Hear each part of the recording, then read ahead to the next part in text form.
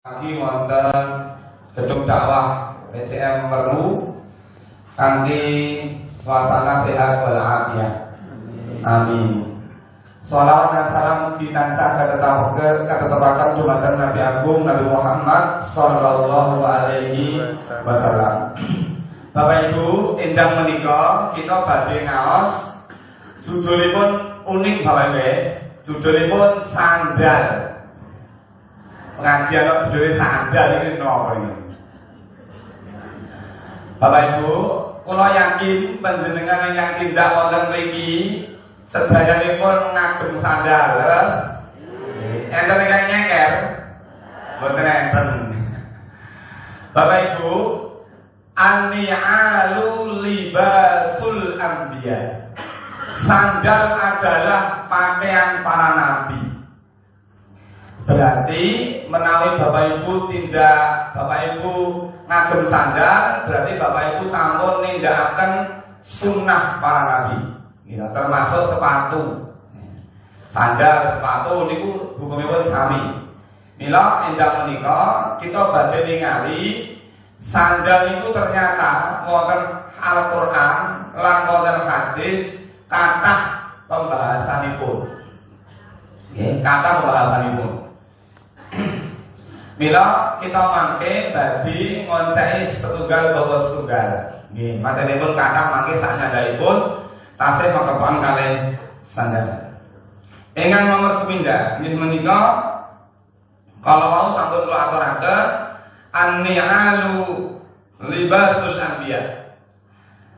Sandal adalah pakaian para nabi. Bahkan Rasulullah SAW salah satu di antara tanda kekhususan Rasulullah SAW adalah Rasulullah SAW niku naik tindakan selalu memakai sandal. Dalam beberapa kajian di antara perbedaan antara umat Nabi kalian umat saderengipun niku dipun sebataken Rasulullah itu kalau sholat itu mboten nate nyopot sandal. Terus nani sholat niku kanjeng Nabi niku sandalipun tetep dipun agem. Mboten kaya awake dhewe. Gitu. Awake dhewe nek sholat kan sandalnya mesti dicopot. Nabi mboten Pak. Pernah terjadi suatu peristiwa Rasulullah SAW ngimami sholat, nalika sholat sujud, nalika sujud kanjeng Nabi sandalipun dipun lepas. Ketika Rasulullah SAW melepas sandal, selesai beliau melepas sandal, selesai beliau mengerjakan sholat, beliau melihat ternyata para sahabat juga melepas sandal mereka. Padahal saat mereka memulai sholat, mereka tidak melepas sandal. Kemudian Rasulullah bertanya kepada para sahabat, kenapa kalian melepas sandal kalian ketika sholat? Maka Rasulullah SAW ketika bertanya seperti itu, para sahabat menjawab, ya Rasulullah, sesungguhnya kami melihat engkau melepas sandal ketika engkau sujud, maka kami pun juga melepas sandal. Maka Rasulullah bersabda, sesungguhnya ketika aku sedang sujud, datang Jibril kepadaku memberitahukan kepadaku, wahai Muhammad, lepaskan sandalmu karena di bawah sandalmu ada kotoran. Maka aku pun melepas sandal. Berarti ini menunjukkan bahwa ternyata Rasulullah SAW terbiasa menggunakan sandal ketika sholat. Lah terus kok saniki mboten awet kawon tenanipun masjidipun sampun benten menawi panjenengan badhe mraktekaken salat ngangge sendal mengke nek pas kemah napa camping utawi panjenengan nalika ten sabi ampun ten masjid salat ngangge sendal. Nah, mengke repot nggih. Nah, termasuk bagaimana Rasulullah mencontohkan seandainya kita memakai sandal ketika kita akan sholat, kita melepas sandal kita. Bagaimana posisinya? Kula nyuwun pirsa, Bapak Ibu menawi salat Idul Fitri, salat Idul Adha, sendalipun dipun agem apa dipun lepas? Dipun lepas. Lajeng panjenengan dengek pundi sendalipun? Ten ngajengan apa ten wingking apa ten samping kanan samping kiri? Kiri. Nggih. Ngeten Bapak Ibu. Setunggalipun wekdal Rasulullah SAW memberikan nasihat kepada kita. Umumipun tiyang niku nganggo sendal nalika bali salat. Nah, salat Idul Fitri, salat Idul Adha niku kan biasane ten lapangan ngeten niku lajeng diken betok plastik. Biasane panitia ngomongke, Bapak Ibu mangke ampun kesupen. Setunggal betok sangu sing kathah. Nomor kali betok plastik. Nanti ada sandal. Lah barang sandal pun diplastiki, sandalnya didekek ten wingking. Sing mburi batin sandal kaya ngene kok ngarep. Enten sing didekek ten sisih napa? Sisih tengen, sing sisih dimana batin sandal kaya ngene kok ning kene. Lah bingung kok ngarep masa ya sandal kok ngarep. Mila Rasulullah SAW menuturkan, jika kalian membawa sandal maka janganlah kalian letakkan di sebelah kanan kalian atau di sebelah kiri kalian, tapi letakkan sandal itu di antara tempat berdiri dengan tempat sujud. Dek tenang mawon. Ngajeng panjenengan dibuntel plastik. Lah, dibuntel plastik, didekek teng ngajenge panjenengan antawisipun panjenengan kalih tempat sujud. Kenging apa? Awet posisi sandal ditaruh di sebelah kanan, posisi sandal di sebelah kiri, sebelah belakang, depan itu ganggu tiyang sholat. Mila didekek teng ngajenge panjenengan tepat di bawah perut ketika kita sedang sujud. Maka ukuran sujud ingkang leres niku Bapak Ibu. Ukuran sujud ingkang leres niku menawi panjenengan sujud niku kucing saged liwatan. Mengke mangukur, mengke nek panjenengan salat. Mengke nek sujud niku kira-kira kucing iso mblebos, boten nek saged mblebos berarti pun bener. Lah kadang-kadang enten kok tiyang sujud niku napa? Nyun sewu nggih, madarane nempel kuku. Ya khusus kagem tiyang-tiyang ingkang lemu lho boten ora kok beten. Nek awake kuku kok ya nganti sujude petenge nempel kuku niku ketejan. Nggih, nila ukurane niku. Mila apakah meletakkan barang atau sesuatu atau sandal itu di depan orang yang sholat itu terlarang? Tidak boleh. Dalilipun apa? Dalilipun ketika Rasulullah SAW sholat tahajud, maka kakinya Aisyah radhiyallahu anha niku menjulur ke depan Rasulullah SAW. Terus sukunipun Aisyah niku mulai itu ngajenge Kanjeng Nabi. Dan tidak ada riwayat satupun yang menyebutkan Rasulullah kemudian menyingkirkan kakinya Aisyah, tidak ada. Ditok neten niku. Juga tidak ada riwayat yang menyebutkan Rasulullah mengulang salat tahajudnya. Kenapa? Karena kakinya Aisyah ada di depannya, tidak ada. Maka meletakkan sesuatu atau sendal di depan ketika kita sholat itu bukan sesuatu yang terlarang dan malah aman. Maka panjenengan mungkin ngastor duwe sak gopok terus panjenengan gopok ten wingking lho, gondol uang mangke. Gitu. Nah, dengek mawon ten ngajengan niku termasuk bagian daripada cara meletakkan sendal ketika sholat. Lajeng kita tingali setunggal atau setunggal. Yang pertama, surga dan neraka lebih dekat daripada tali sendal. An Abdullah radhiyallahu anhu qala Nabi sallallahu alaihi wasallam al-jannatu aqrabu ila ahadikum min syiraki ni'alihi wan naru mithlu dzalik. Dari Abdullah bin Mas'ud radhiyallahu anhu berkata, Rasulullah sallallahu alaihi wasallam bersabda, neraka lebih dekat kepada salah seorang di antara kalian daripada tali sendalnya. Begitu juga dengan surga. Terus kawan tenanipun para sahabat Nabi menika dipun sebataken cerita di zaman dahulu bahwa kesempatan kita untuk menjadi penghuni neraka dan penghuni surga itu sangat dekat, bahkan lebih dekat dengan tali sendal kita. Mila rumiyin enten tiyang niku, enten tiyang mlebu neraka, mlebu swarga gara-gara laler, enten melih tiyang mlebu neraka gara-gara laler. Kok saged? Setunggalipun wekdal enten tiyang badhe miyos, setunggalipun papan manggenan. Miyos. Siapa saja sapa wonge sing lewat kene. Ya, siapa dia, siapapun dia yang lewat di tempat ini, dia harus mempersembahkan sesuatu kepada apa namanya zat yang istilahipun sing bawul saniki. Jadi niku acara metode ageng mboten. Panggone kanten wong lewat niku kudu napa? Istilahipun mempersembahkan sesuatu. Napa mawon? Napa? Ndok sesaji napa-napa. Lah enten tiyang kalih. Setunggal lewat. Nggih Mas, bener apa? Nah niki jenengan kudu setor. Setor apa? Sing bawul sapa iki? Ya kula mboten jeneng napa-napa. Ora apa-apa. Sinaosa namung laler. Akhir mau tiyang kalau bau golek laler. Laler dimateni terus dipersembahke. Nggih, kula mempersembahkan laler niki. Nggih sing bawul saniki. Oh nggih, jenengan aman. Monggo, yos. Enten melih tiyang. Enten melih tiyang mlebet lewat. Dicegah, ayo Pak, mandheg sik. Pripun? Jenengan kudu mempersembahkan sesuatu napa? Lah kula mboten jenengan apa-apa.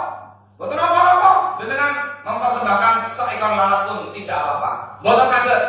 Mergo mempersembahkan sesuatu kepada selain Allah itu adalah syirik. Mboten apa-apa. Nek jenengan mboten purun, jenengan dipenggal. Mboten apa-apa. Kula siap. Akhirnya tiyang mau dipenggal meninggal. Maka Rasulullah SAW menceritakan orang yang pertama itu masuk neraka, orang yang kedua masuk surga. Jadi enten wong mlebu swarga gara-gara laler, lan enten sing mlebu neraka gara-gara laler. Nah, ini yang pertama. Berarti surga dan neraka itu sangat dekat dengan kita, bahkan lebih dekat dari tali sendal kita. Selanjutnya, ini menika anjuran untuk memakai sendal ketika bepergian. Jadi naik tindakan niku dipun sunahaken ngagem sendal. An Jabir qala sami'tun nabiyya sallallahu alaihi wasallam yaqulu fi ghazwatin ghazawnaha. Dari Jabir bin Abdullah berkata, Nabi sallallahu alaihi wasallam bersabda, saat perang yang kami ikuti, maka Rasulullah SAW berwasiat, istaksiru minan ni'al, sering-seringlah kalian memakai sandal. Fa inna rajula, sesungguhnya seorang laki-laki la yazalu raqiban man ta'ala, dia akan selalu memakai kendaraan selama dia memakai sandal. Kenapa? Karena memakai sandal itu akan membuat kita nyaman, aman dari gangguan. Sukune nggih aman, napa-napa nggih aman. Makanya memakai sendal bagian dari sunnah para nabi, termasuk sunnahipun Rasulullah sallallahu alaihi wasallam. Terus ketika kita bepergian, tindakan dan budi-budi kok belalang, ya belalang, sandalnya pedot Pak. Sandalnya adalah pedot. Apa yang harus dilakukan? Maka Rasulullah SAW memberikan nasihat, la yamsayanna ahadukum fi na'lin wahidah. Janganlah kalian sekali-kali memakai sendal sebelah dan melepasnya sebelah. Umpama sandalnya pedot setunggal, niku mboten entuk dienggo setunggal, dicopot setunggal. Nah, liyan al-humad jami'an atau liyan al-humad jami'an. Hendaklah dia memakai semuanya atau melepas semuanya. Nek dicopot, nek nganggo kabeh, nek mboten kabeh. Kene napa urusan sendal dirembuk lho? Penting. Kenapa? Berjalan dengan satu sendal itu tidak boleh. Kita ibu-ibu ngomong ibu-ibu macam jagong. Lalah sandale hak ngisor niku kupil. Niku nek umpama panjenengan mboten tegel ngagem, nggih dicopot mawon. Utawa dibudal sak kabeh sak mawon, diadom. Waktu ini boten ampun sing sikil tangan nganti sendal, sing sikil kiwa boten ampun, boten itu. Kenapa memakai sendal satu tidak boleh? Ada beberapa alasan. Alasan pertama, karena sesungguhnya memakai sendal sebelah itu adalah menyerupai setan. Fa inna syaitona yamsi bina'lin wahidah. Karena sesungguhnya setan itu biasa memakai sendal sebelah. Jadi setan itu mau kamu nih sandalnya setunggal gitu. Sing ditinggo sing boten. Jadi nek enten tiyang nganggo sendal sisek, berarti nyontoh setan. Setunggal. Yang pertama. Yang kedua, kenging nopo mboten itu nganggo sendal sisek? Yang kedua alasannya adalah itu tidak adil. Wong sikil loro kok sing nggone siji. Menunjukkan sikap tidak adil. Bila dikondawahkan hendaklah dia memakai semuanya atau melepaskan semuanya. Yang ketiga, kenapa tidak boleh berjalan dengan satu sandal? Karena alasannya adalah masuk dalam larangan Rasulullah Sallallahu Alaihi Wasallam. Napa laranganipun? Naha Rasulullah Sallallahu Alaihi Wasallam an libasis suhra. Rasulullah melarang kita dari berpakaian suhra. Napa niku pakaian suhra? Pakaian suhra adalah pakaian yang nyeleneh, pakaian yang menarik perhatian. Ngomong dengan jabong sandal tunggal, tinggi tunggal. Kira-kira sak jagongan itu nyaman dengan boleh. Oke, udah. Nah, sesuatu yang di luar umumnya manusia, sesuatu yang nyeleneh itu dilarang karena akan menimbulkan kesombongan. Bikin sombong, takabur, gitu. Kita laksanakan. Termasuk idza inqaba asis ani ahadikum, ya, jika putus sandal kalian maka faqala inna lillahi wa inna ilaihi raji'un. Ketika sandalnya putus maka kita diperintahkan untuk mengucapkan inna lillahi wa inna ilaihi raji'un, mengucapkan kalimat istirja. Ampun ngaros sandalnya pedhot malah miso-miso. Ya. Kalau tiang miso niku marahi setane seneng. Kok saged sunggalipun kedal Mu'adz bin Jabal nitih unta kali Rasulullah sallallahu alaihi wasallam goncengan. Nyusaha goncengan unta keledai. Ketika keledai yang ditunggangi Rasulullah dan Mu'adz bin Jabal itu terpleset ya, kesandung waktu, maka Mu'adz bin Jabal mengatakan ta'isya syaiton. Kalau sebutnya cingloko setan, kalau ini miso. Maka Rasulullah SAW mengatakan, la taqul ta'isya syaiton. Jangan kamu mencela setan, jangan miso. Kenapa? Karena ketika kamu mengucapkan itu, setan akan membesarkan badannya sampai memenuhi jalan. Berarti nek jenengan miso, niku setan itu senang. Terus saling kan awal tambah gede sak omah.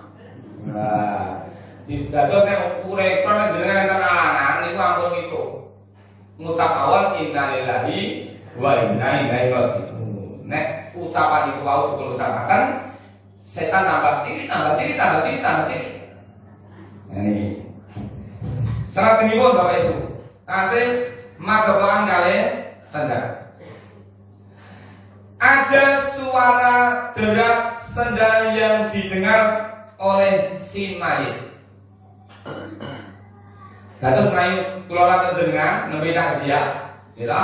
Bapak Ibu takziah, nek sampun badhe mlebet wonten ing kuburan, niku salah satu adabnya adalah masuk kuburan dengan mengucapkan salam. Assalamualaikum ya ahlal diyar.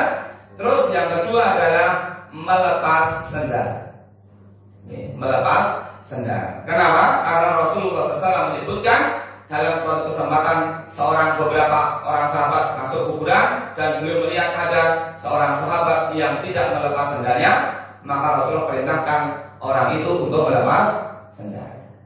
Wong dhewe enten sing nganggo sendal mboten apa-apa, mungkin karena pertimbangan keamanan lha kuburane ora ketok Mas, niku antene blengkrok. Ya lho. Terus iki sak pole sakoni kok. Mungkin kula mboten nganggo sandal malah. Nah, kena beli monggo. Tapi selama kuburannya bersih, aman, maka disunahkan untuk melepas sendal. Nah, ternyata ada di antara para muazzin, para orang-orang yang takziah di kuburan itu yang pakai sandal. Maka an Anas bin Malik radhiyallahu anhu anin Nabi sallallahu alaihi wasallam qala al-abdu idza wudi'a fi qabrihi wa tawalla wa dhaba ashabuhu hatta innahu la yasma'u qara'ani alim. Dari Anas bin Malik radhiyallahu anhu berkata, bersabda Nabi SAW, bila seorang hamba sudah diletakkan di dalam kuburnya, maksudnya sudah dikubur, lalu para sahabatnya berpaling dan pergi meninggalkannya, maka ia mendengar derap langkah sendal mereka. Terus mayit itu saged mangertosi, oh sing ngeternya aku sulit, itu ngertos.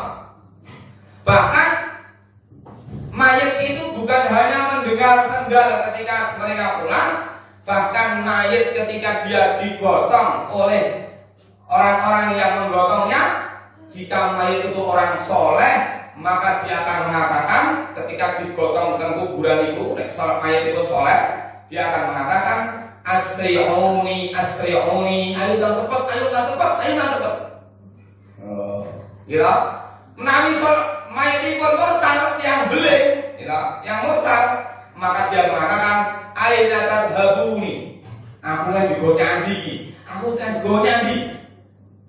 Sayangnya bahwa suara mayit itu tidak didengar oleh manusia, tapi didengar oleh hewan dan tanaman yang ada di sekitarnya. Jadi mau sing gotong dengan mireng ayo mabuk.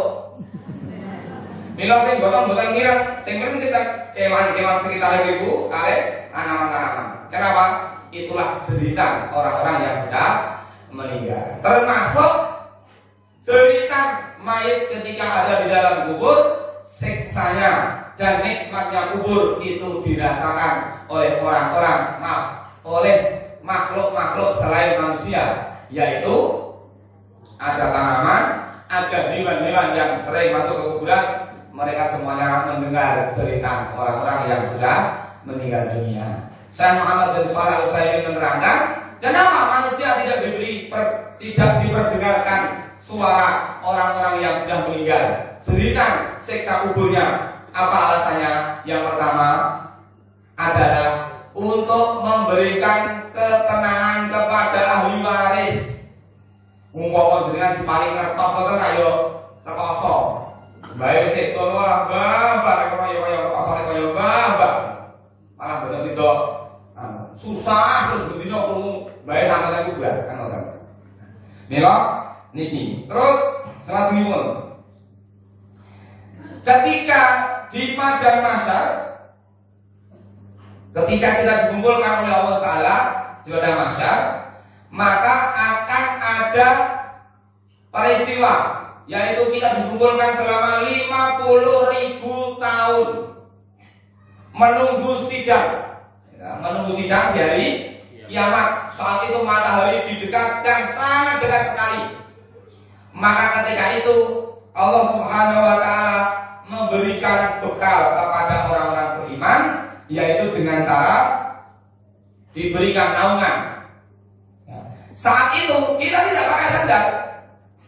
Dalam hadis Rasulullah SAW menyebutkan, An Aisyah taqalat, sami'tu Rasulullah sallallahu alaihi wasallam yaqulu, yuhsyarun nasu yaumal qiyamati kufatan umratan ghurlan. Faqultu ya Rasulullah, ar-rijalu wan nisa'u jami'an yanzuru ba'dhum ila ba'dhin. Qala ya Aisyatu al-amru asyaddu min ayyuhimmahum dalika. pada hari itu dikumpulkan manusia pada hari kiamat dalam keadaan tidak beralas kaki, maksudnya tidak bersandar, telanjang dengan kemaluan tidak berkitan. Maka Isa bertanya, ya Rasulullah, kalau begitu laki-laki dan kaum wanita saling melihat satu dengan yang lainnya. Maka Rasulullah bersabda, wahai Isa, perkara yang saat itu jauh lebih berat daripada memperhatikan hal yang demikian itu. Jadi nanti pada hari kiamat kita tidak akan pakai sendal ketika kita dikumpulkan oleh Allah Taala ya pada hari kiamat nanti. Kemudian jamaah rahmatullah, kita lanjutkan masih berkaitan dengan sandal.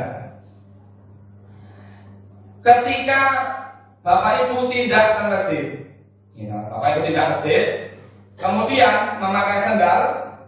Ketika memakai sandal itu, kita mendapati di bagian bawah sandal kita terkena kotoran. Maka Rasulullah SAW menyebutkan, idza asaba na'la ahadikum ada falyamsahha bil ardi wal yusalli fiha fa innahu laha tahurun. Bila sandal salah seorang di antara kalian terkena kotoran itu termasuk najis, najis termasuk kotoran, maka gosok-gosokkanlah ke tanah. Selanjutnya sholatlah dengan mengenakan sandal itu, karena ia sudah dinyatakan suci. Bapak Ibu, kula singgung sekedhik kaitanipun kali tanah. Kenapa? Ketika sandal kita terkena kotoran, kita diperintahkan untuk menggosok-gosokkan ke tanah. Karena tanah itu bagian dari alat bersuci. Sinaoso menawi dipun galih niku mungkin rasa kula lan sandal iki ganjel, mosok ya kaya ngene ya. Tapi aslinipun tanah itu bagian dari alat bersuci. Buktinipun apa? Buktinipun idza walagha fihil qalbu tuhuru inani ahadikum idza walagha fihil qalbu ayaghsilahu sab'a maratin. Jika tempat bejana salah seorang di antara kalian dijilat oleh anjing, nyuwun sewu, mungkin enten rentok, mungkin enten ember, mungkin enten napa mawon, papan napa mawon, tempat wadah, gitu. Kok kebetulan kita melihat di situ ada anjing lewat, kemudian anjing minum dari tempat itu, maka perintahnya tempat di antara kalian yang dijilat dengan anjing, maka cara mensucikannya adalah dengan cara dicuci 7 kali, yang salah satunya menggunakan tanah. Carane pripun? Carane Rasulullah SAW menyebutkan, yang pertama, semua air yang ada di tempat itu niku dibucar dulu, ya, dibucar. Lajeng sasampunipun niku panjenengan campur tanah kalih toya dicampur terus digosok-gosok semua permukaannya, digosok-gosok. Lajeng bar niku dibilas kaping 6. Karena yang pertama sudah dihitung yang pertama. Berarti 7 kali. Nah, itu membuktikan bahwa ternyata tanah itu fungsinya untuk membunuh kuman. Kenapa? Karena air liur anjing itu membawa penyakit rabies. Buktinya Rasulullah saat itu diperintahkan untuk membersihkan apa itu kotoran air liur anjing itu dengan campuran tanah. Kenapa? Karena tanah bisa membunuh kuman, tanah bisa membunuh virus, tanah bisa membunuh bakteri. Bukti kedua, Bapak Ibu kagungan kucing ke dalam? Nah, kucing itu setiap kali dia buang kotoran, dalam banyak artikel disebutkan, setiap kali kucing itu membuang kotoran, dia mengeluarkan 60 juta virus kucing. Maka karena dia membawa sekian juta virus, kucing diberikan insting oleh Allah Ta'ala, ketika dia membuang kotoran, dia disuruh menimbunnya dengan tanah, roket-roket. Kita tahu sing tau. Beda kali kucing sing larang-larang niku. Jadi kali kucing larang-larang niku dikandani niku terus pripun, Pak? Bukan wedi apik. Lah niku maringi wedi. Supados napa? Nek buang kotoran ki langsung diuruk kali wedi. Supados napa? Virus-virusé mati kabeh. Tapi saiki enten wedi modele napa nggih? Wedi sintetis. Jadi wedi niku mboten bali saking tanah mboten tapi napa nggih? Buatan. Itu tidak bisa mewakili. Makanya salah satu fungsi tanah adalah untuk membunuh virus. Buktinya karena kucing itu bisa diajarkan oleh Allah Ta'ala untuk membunuh virus dengan cara begitu. Makanya syariat Islam mengajarkan orang yang mati, orang yang meninggal itu diperintahkan untuk dikubur, bukan diobong. Kenapa? Kadang-kadang orang yang meninggal itu membawa virus. Kamu bawa virus, makanya dia akan dikubur itu supaya semuanya mati. Ada jenis virus yang tidak mati karena panas, diobong itu dari mati. Ini salah satu syariat Allah Ta'ala adalah dengan cara dicampur dengan tanah. Termasuk nyun sewu, tanah juga berfungsi untuk pengobatan. Makanya Bapak Ibu sakit diprakteknya mangsobo. Jujur mau kalau dari pantun logo, mungkin mau naik dari pantun. Ini contohnya. Terus Rasulullah SAW suatu ketika didatangi oleh orang yang sakit. Ya, Rasulullah SAW didatangi orang yang sakit. Ya Rasulullah, kulon itu awak kalau bukan pena, dan di sini apa jadi? Terus Rasulullah SAW kemudian setelah itu beliau keluar dari rumahnya. Kemudian beliau meludah ke tanah. Jadi itu kan tinggal lama. Lah barang pun itu. Terus kanjeng Nabi dulit. Ini yang biji ini. Lemah kali dua kan mencampur ya. Lemah yang digolong didulit. Nah, kan nempel ini. Terus ditempelkan kan bagian sing loro. Kalian dulu. Bismillahirrahmanirrahim. Tuh ini.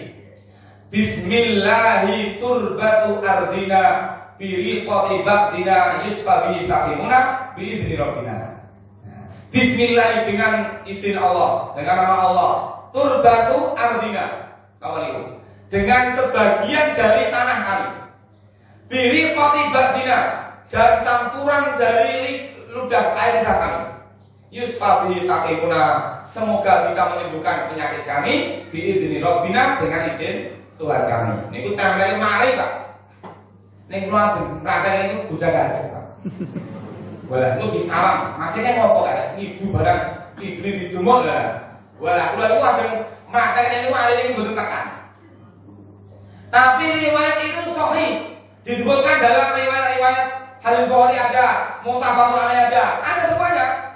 Dan dipraktekkan rasa sahabat. Keluar itu praktek itu betul tekan. Mungkin prakteknya kalian putra sendiri.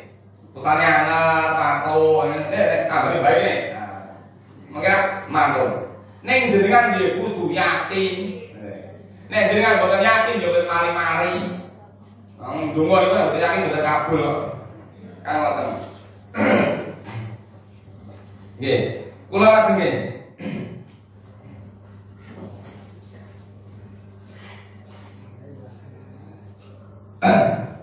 Selanjutnya masih tasih melakukan kali sendal. Memakai sendal dimulai dari sebelah kanan. Ini pun besok dalam ya. Saya itu sama besok. Anna Rasulullah sallallahu alaihi wasallam qala idza intala ahadukum falyabda bil yumna. Jika salah seorang di antara kalian ingin memakai sendal, maka hendaklah kalian pakai sendal dari yang kanan. Wa idza naza'a, jika kalian ingin melepaskannya, falyabda bishimal. Hendaklah kalian lepaskan dari yang kiri dulu. Wa takunil yumna awwaluhuma tun'alu wa akhiruhuma tunza'u. Dan jadikanlah sandal itu memakai jari yang kanan dan jadikanlah kanan sebagai awal memakai sandal dan kiri saat melepaskannya. Maka dalam banyak riwayat Rasulullah SAW karena Rasulullah SAW yujibu tayammum fi tanaulihi wa taraddulihi wa fi tuhurihi wa fi syani kulli. Rasulullah niku remen memulai sesuatu yang baik itu dari sisi kanan, makanya disebutkan dalam sunnah namanya tayammun. Gitu. Enten tayamum, enten tayamun. Napa niku tayamun? Tayamun niku memulai sesuatu yang baik dari sisi kanan. Contohnya napa? Fi tanakulihi, dalam memakai sendal. Niku sisi tangan. Wa taraddulihi, dalam menyisir rambut. Bapak-bapak ibu-ibu main nyisir sisir tangan riyin. Ampun sing timok. Gitu, setan mikirin. Wa taraddulihi wa fi tuhurihi, dan setiap kali beliau bersuci dari yang baik-baik itu ditaruh di sebelah kanan. Ini pertanyaan. Ibu-ibu ngagem aliyani tentang ngomong kiwa. Teng kiwa. Bapak-bapak ngagem jam tangan tentang ngomong kiwa. Lah terus pripun iki? Aliyani ini tentang sing bener yo iki. Nggih. Ngeten Bapak Ibu. Abu Hurairah meriwayatkan karena Rasulullah SAW takhattama biyaminihi. Rasulullah SAW memakai cincin, memakai nek kalau zaman dulu bisa nggih napa akik nggih. Rasulullah itu kagum-kagungan akik Bapak Ibu. Bapak-bapak boleh pakai akik karena Rasulullah pakai akik. Cuma akiknya Rasulullah itu ditaruh di sebelah kanan. Ali-ali, ake, gelang itu sami hukumipun, termasuk jam tangan. Nah, karena riwayatnya Rasulullah memakai sebelah kanan, apakah boleh kita pakai sebelah kiri? Maka para ulama meneliti, ternyata dicari dulu apakah ada dalil yang menyebutkan tentang Rasulullah memakai ake, memakai cincin di sebelah kiri. Ternyata para ulama menyebutkan ada suatu kali Rasulullah pernah memakai cincin di sebelah kiri. Maka dari situlah kemudian sebagian ulama menyimpulkan memakai cincin itu boleh di sebelah kanan, boleh di sebelah kiri, termasuk jam tangan. Jam tangan itu sing leres pripun? Boleh ditaruh di sebelah kiri, boleh ditaruh di sebelah kanan. Umumipun tiyang agem jam tangan niku naik ditaruh di sebelah kanan niku ribet. Wong tangan-tangan iki nggo napa-napa. Nggo joget tamu, nggo nulis, nggo napa-napa niku tangan digotongi napa-napa. Nek tangan-tangan. Mila umumipun tiyang ngagem jam tangan itu taruh di sebelah kiri. Kenapa? Karena yang kanan-kanan ini digunakan untuk banyak aktivitas dan itu tidak masalah. Kenapa? Karena Rasulullah pernah memakai cincin di sebelah kiri. Selanjutnya,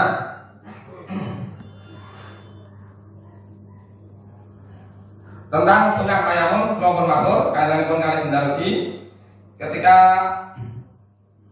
ini bercerita tentang ibadahnya Nabi Musa alaihissalam.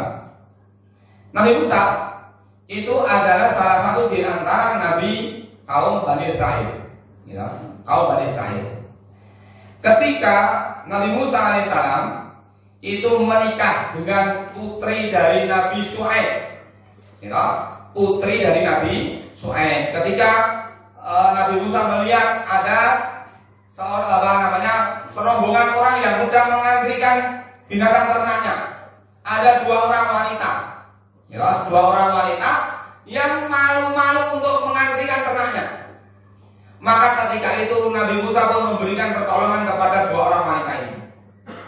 Setelah diberikan minum binatang ternaknya, maka Nabi Musa pun dipersilakan untuk mampir ke rumahnya. Bertemulah dia dengan Nabi Syuaib.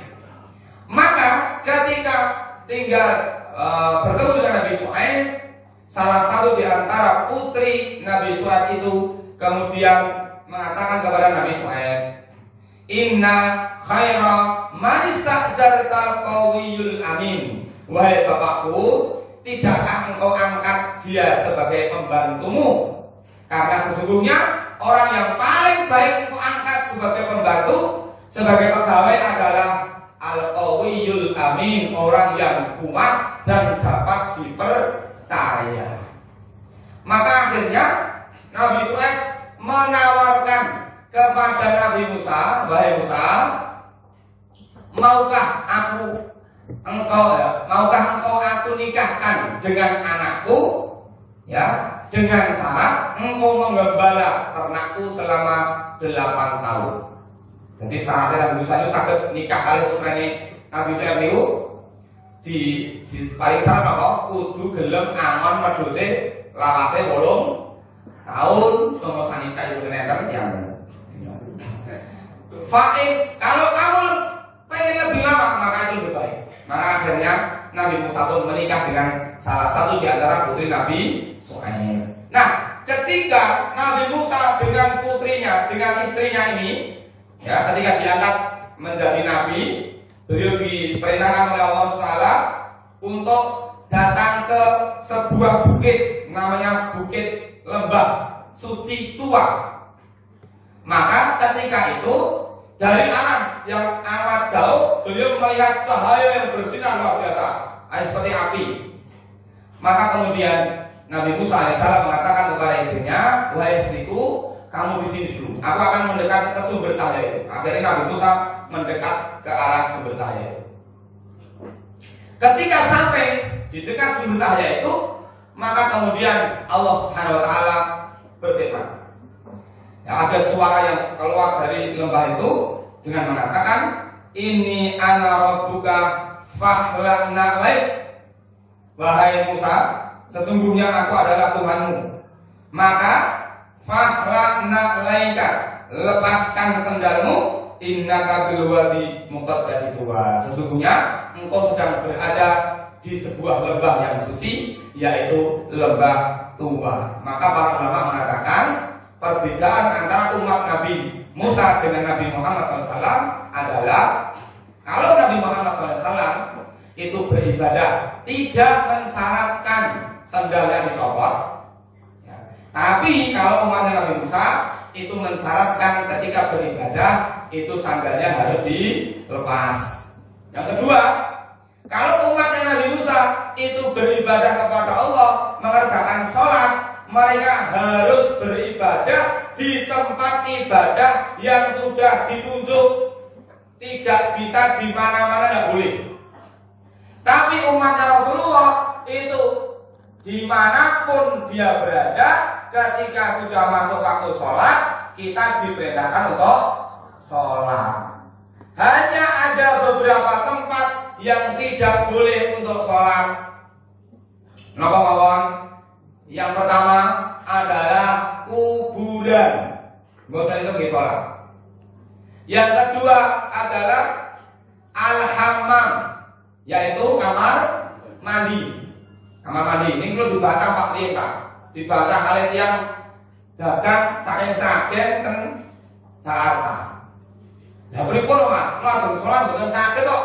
Numpak sepur iki yang Sragen dugi Jakarta niku bayar 32.000 manggon nang jero kamar mandi pun mboten saged metu. Niku riyen. Zaman riyen sakit pun mboten saged gitu. Niku kula terpaksa ya soalnya kamar mandi mboten enten gon.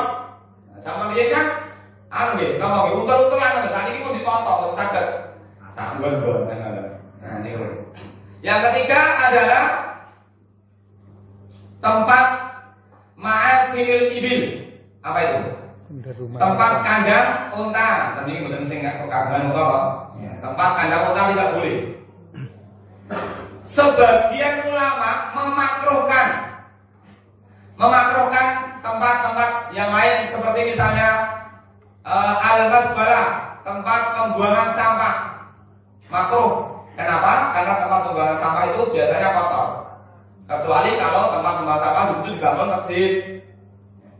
Kemudian juga tempat penyembelihan hewan. Ini termasuk yang dimakruhkan. Karena apa? Karena tempat penyembelihan hewan itu biasanya bercampur darah, bercampur kotoran. Ya, jadi ada tempat pembuangan sampah, tempat penyembelihan hewan, kemudian ada kamar mandi, ada kuburan, gitu. Kemudian tempat kandang unta. Tapi tempat yang lain selain kandang unta maka boleh.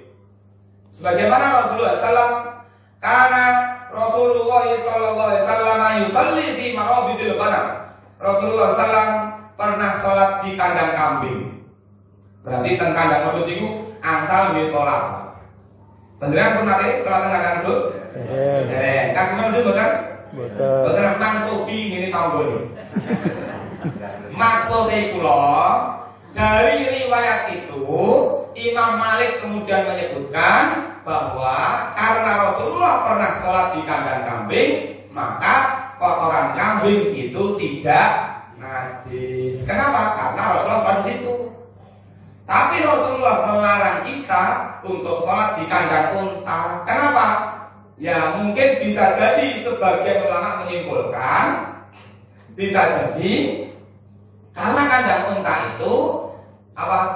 Tempat tinggalnya setan. Sebagian ulama. Yang kedua, sebagian ulama hanya menyebutkan itu makruh. Kenapa makruh? Karena di samping Rasulullah melarang kita sholat di kandang unta, tapi di sisi lain Rasulullah ketika ada orang yang sakit datang kepada beliau, kemudian beliau menyarankan untuk minum air kencing unta. Kalau depan, jangan penate urah tapi kau jeng buktikan itu mantul ini. Ini kalau betul mantul. Ya, tidak mungkin Rasulullah memerintahkan kita meminum sesuatu yang haram. Berarti makanya para ulama mengkompromikan antara larangan sholat di tempat kandang unta dengan perintah meminum air kencing unta itu, maka sebagian mereka menghukumnya makruh. Jadi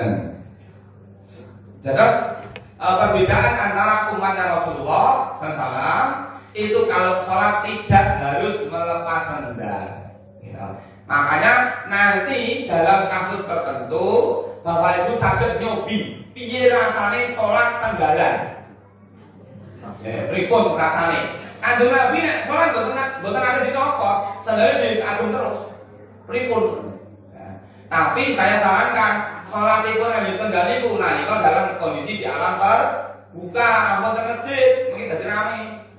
Mbok yo larang kaya apa, jenenge sandal itu tetep manggone teng ngandhap. Niku. Itu. Kemudian maka ketika kita mendengar azan masuk waktu sholat, dimanapun tempatnya kita diperintahkan untuk sholat di situ. Sinau ngambil daun, sinau ngambil tandur, sinau ngambil ngerek kok. Pon. Sholat teng mriko mboten apa-apa. Jadi bangi sholatnya telat, gitu. Sholat rombongan ngerek, ayo lurus sik jamaah. Oh, ning nggon kaduan mboten apa-apa ning garing kabeh. Oke kan.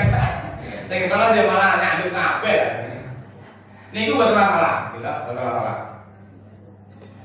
Nih, terus selajengipun bahkan menggunakan sendal untuk dijadikan mahar itu pun sah. Ya. Menjadikan sendal untuk mahar pun sah ini bisa. Ini yo kadang-kadang nggih digojeki. Lho sandal saiki jenenge larang yo keh kok. Ya sandal setunggal kali motor setunggal kadang-kadang nggih itu kok. Antu Ubah bin Amir qala Rasulullah sallallahu alaihi wasallam khairus sadaqi aisaruhu, sebaik-baik mahar adalah yang paling mudah. Jadi umpama kepeksane mengke mahare mboten seperat alat salat, sepasang sendal pun mboten apa-apa. Amargi mboten enten alat salat, gitu. Terus salajengipun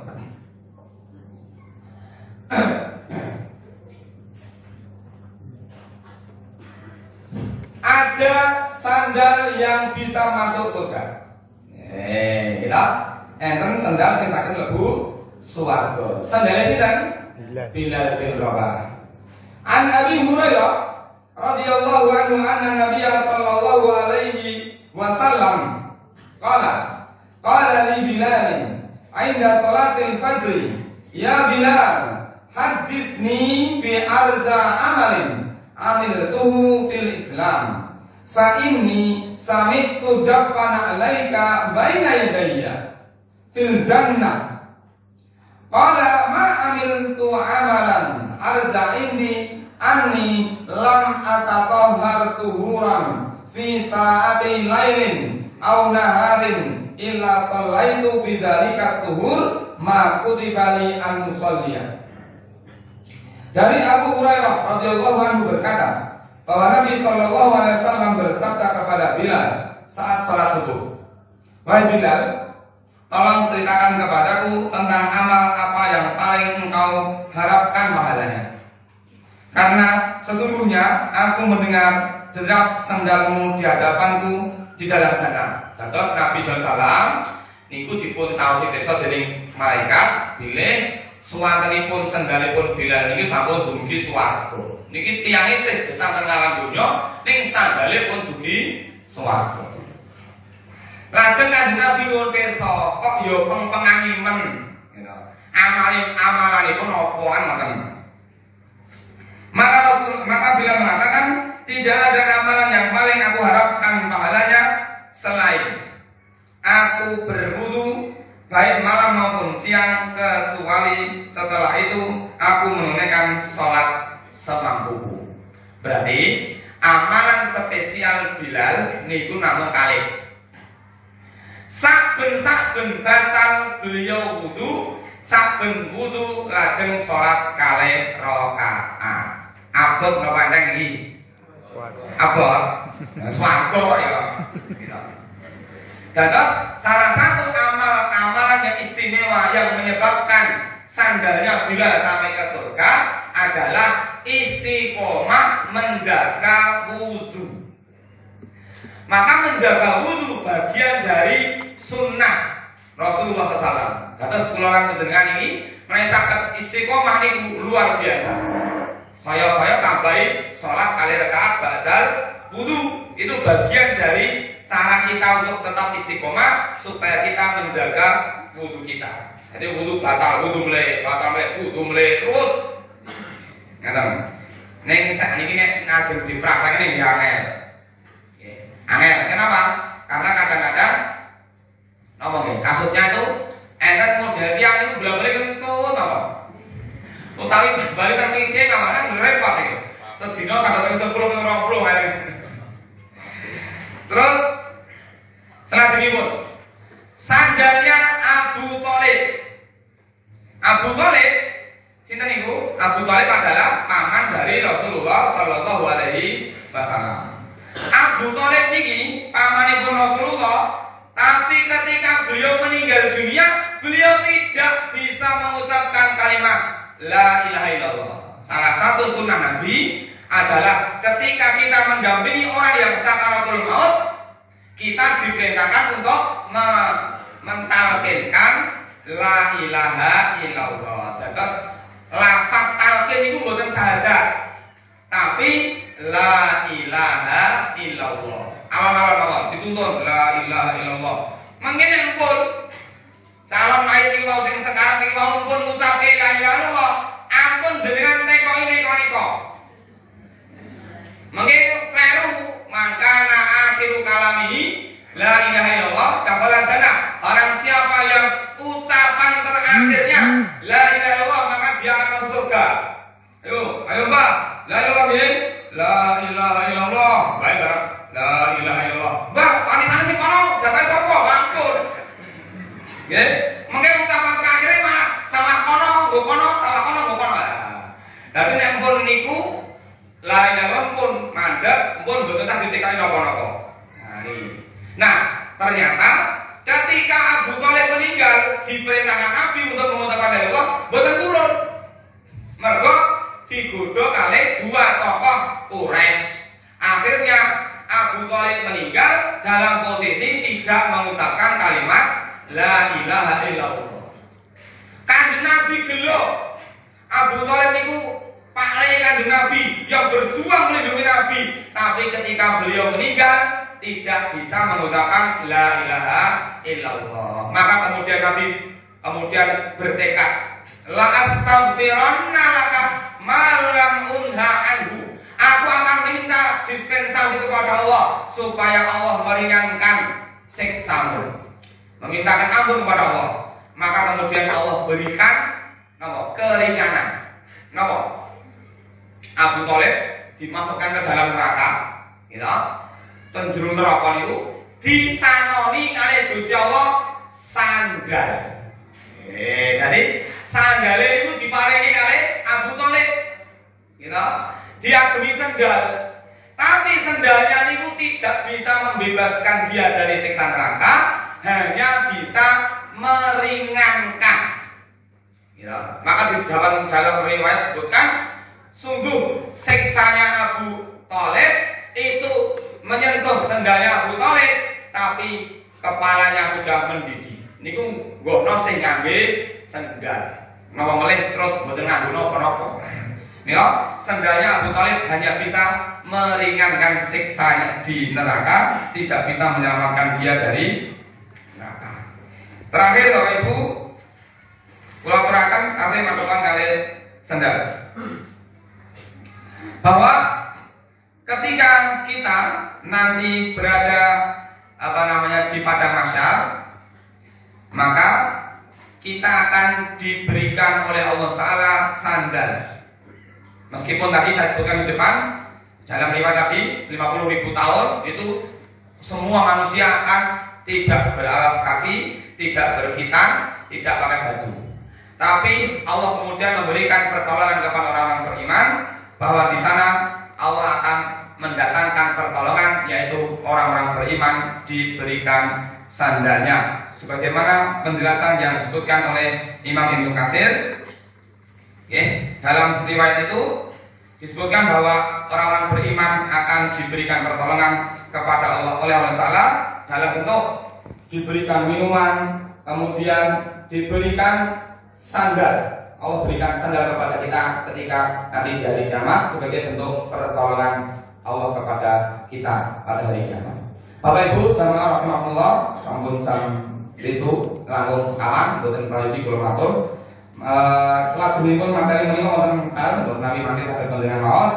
Intinipun nggih ing akase namung urusan sendal, ternyata Rasulullah sallallahu alaihi wasallam sampun paring ulangan dumateng kula lan panjenengan. Monggo ingkang sekedhik menika saged kita amalaken. Inggih menika an-ni'alu libasul anbiya. Sandal adalah pakaian para nabi. Mila saran-saran kita menggunakan sandal kali sepatu bagian dari mengamalkan sunnah Nabi Muhammad sallallahu alaihi wasallam. Karena lepas angin kula matur ing pangapunten saking kula tetap billahi taufiq wal hidayah. Assalamualaikum warahmatullahi wabarakatuh.